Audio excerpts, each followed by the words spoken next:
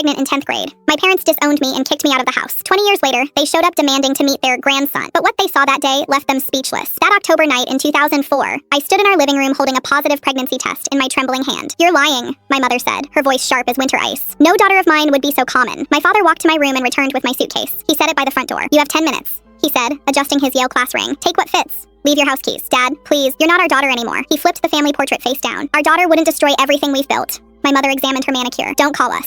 Don't come back. We'll tell everyone you're studying abroad." Owen, the boy who'd promised me forever, had already been accepted to Stanford. His parents had lawyers. He blocked my number the day I told him. 10 minutes to pack up 17 years. I grabbed clothes, my grandmother's necklace, and the $227 from my jewelry box. I slept in Riverside Park for 3 nights. Then Elena Rossi found me, a widow in her 70s walking her poodle at dawn. "Child, you're going to freeze to death out here." She sat on that cold bench and held me like I mattered. "I lost my daughter 5 years ago. Car accident. She was pregnant too. She drove me to her house. This room is yours now. No questions, no conditions." Elena didn't just give me shelter. She gave me a future. While my parents told their country club friends I was studying in Switzerland, I was learning to breathe again. My son Sigert arrived during a February blizzard. Elena held my hand through 18 hours of labor. "He's brilliant," she declared. "I can see it in his eyes." She wasn't wrong. Sigert walked at 9 months, read at 3. Elena owned 3 restaurants and taught me everything. Inventory, scheduling, profit margins. You're learning to run an empire. At 16, Harvard Medical School accepted Sigert early admission. At 20, he became the youngest chief of cardiac surgery in state history. That's when the Springfield Gazette ran the headline with his photo, using my maiden name, Dr. Sigert Harrison. Within hours, my mother's voice after 2 decades. "Olivia, we need to discuss our grandson. Not your son, our grandson." Like property they'd suddenly remembered. They started sending expensive gifts to the hospital. A Rolex,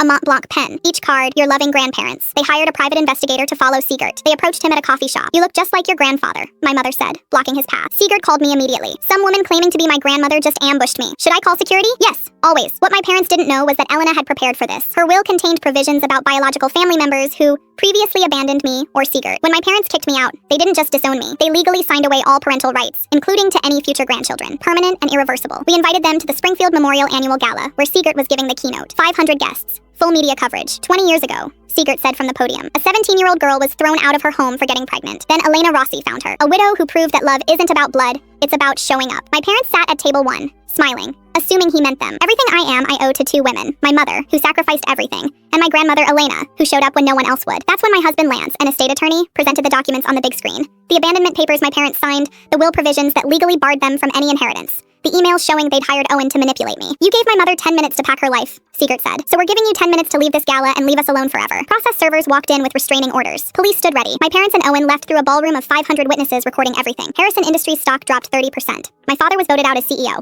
They moved to Arizona to live in my aunt's guest house. 6 months later, we gathered for weekly family dinner. The tradition Elena started. Sigert carved the roast. Lance poured wine. We toasted beneath Elena's portrait with her Waterford crystal.